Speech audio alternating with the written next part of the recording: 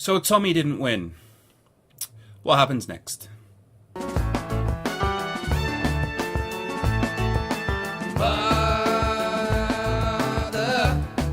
just look what they done to your boy. Mother,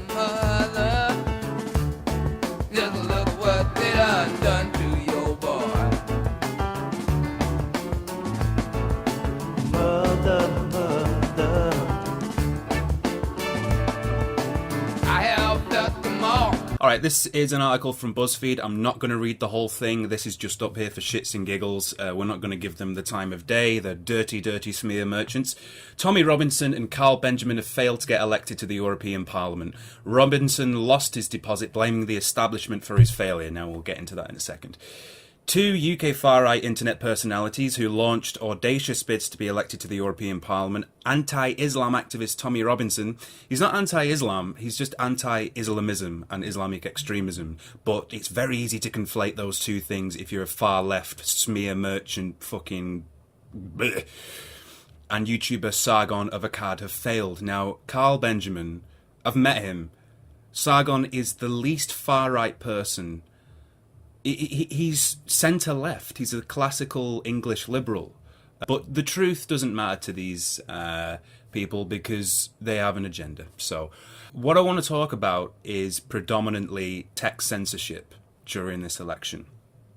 Now, if you didn't know, Tommy Robinson, a few months back, had his Facebook removed completely.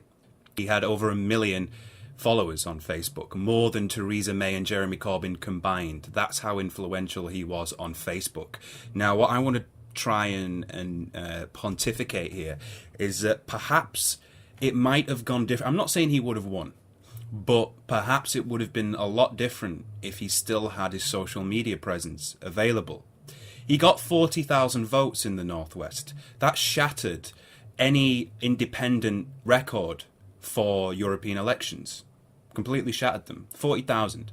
Now, obviously it was nowhere near as much as the Brexit Party. They steamrolled, Farage steamrolled through the whole country. I don't think he would have stood a chance, and neither did Sargon against the Brexit Party. But 40,000 is still something to be proud of. He broke a record. My gripe is how many more votes would he have gotten if YouTube and Google and Facebook hadn't censored the living shit out of him? If he could get his message out there to those 1 million people on Facebook, how many more people would have voted for him? The Royal Mail actively stopped delivering his campaign leaflets, his flyers. If that's not election meddling, I don't know what is. It's just a thought. I think what's most important about this whole thing is Tommy was like the social guinea pig. Tommy is a social guinea pig to Silicon Valley.